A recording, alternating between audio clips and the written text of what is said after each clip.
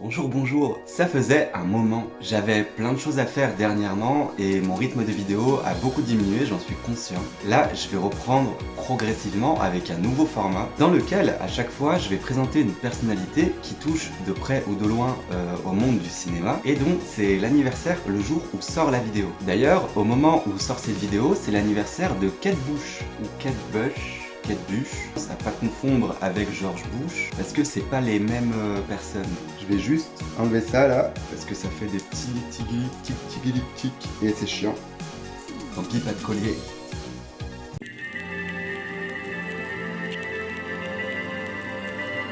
Elle est née le 30 juillet 1958 en Angleterre.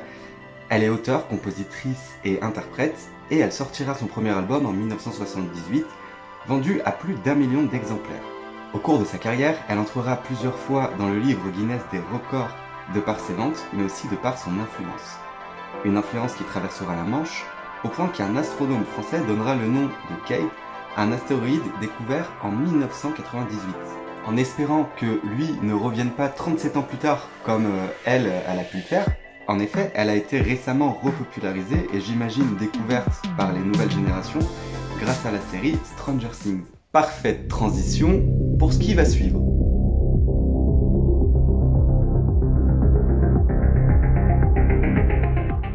Eh bien sûrement grâce à Kate, ou en tout cas à ce que les années 80 provoquent chez nous, la nostalgie. Quand j'ai commencé Stranger Things, j'ai tout de suite accroché. Et j'ai vite compris que c'est pas l'histoire qui me plaisait plus que ça, mais plutôt la période où se déroule cette histoire. Ça, je l'ai très vite identifié, d'autant plus que dans la dernière saison, plus on s'approche des années 90, moins j'ai accroché puisque moins la nostalgie se fait ressentir. C'est normal parce que la nostalgie, c'est un sentiment qui nous amène à une période où tout allait bien, et plus on va s'approcher de l'instant présent, moins la nostalgie sera présente et grosso modo, moins ça va bien.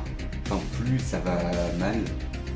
Donc, ce sentiment de nostalgie apparaît à l'occasion de rappels visuels et auditifs, et ça, les producteurs de Stranger Things l'ont très bien compris. Là où on a d'autres séries qui utilisent des bandes-son très contemporaines retravaillées avec des images très lisses et très nettes, et dans Stranger Things, c'est carrément l'inverse. Et c'est très intelligent de leur part d'avoir fait ça, parce que même si la série peut paraître comme du déjà vu, avec les méchants contre les gentils, un groupe de héros qui est désigné pour combattre le mal, sauver leur ville, introduire la nostalgie en continu dans l'histoire, ça va amener le spectateur dans un état plus intime. Ça va entre guillemets le ramener à des choses très personnelles. Du coup, le spectateur va s'investir, et même s'il est mis devant une période qu'il ou elle n'aurait jamais connue.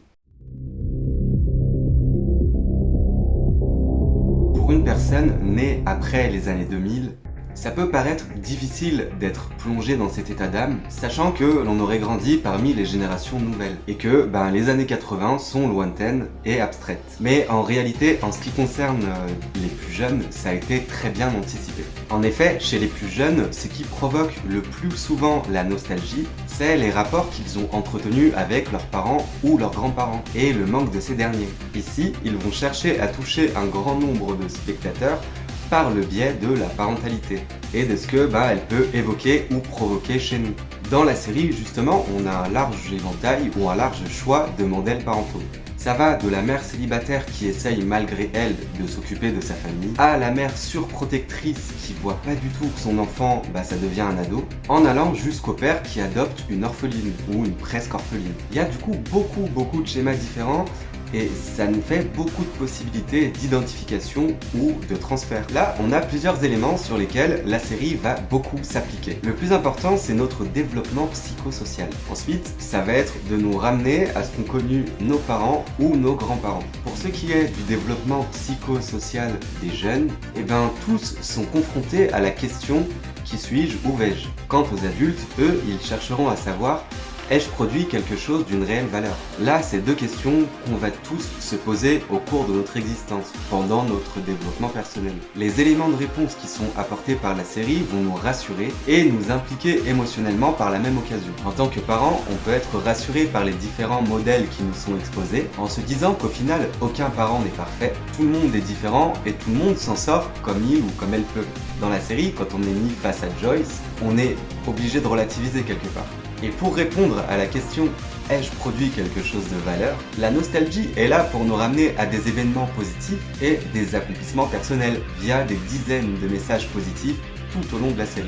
Quant à la question qui suis-je ou vais-je, eh bien on nous démontre que même s'il est très dur de trouver par soi-même des éléments de réponse à cette préoccupation persistante, il y aura toujours des proches qui vous aideront à affronter ce passage entre la personne à être et la personne dont la société attend la venue. La série Stranger Things, en définitive, elle est très psychologique. Et il y a plein d'autres aspects de la psychologie humaine ou de notre développement personnel qui sont exposés dans la série. Au final, elle m'a énormément plu et j'ai hâte de voir la suite. La saison 5 a été annoncée et elle devrait boucler la boucle d'ici 2024. Voilà, personnellement j'ai terminé, c'est tout pour cette vidéo. Promis, à la rentrée j'achète un micro parce que là j'ai conscience que ça résonne beaucoup. Que Vecna soit avec vous. Bisous, bisous.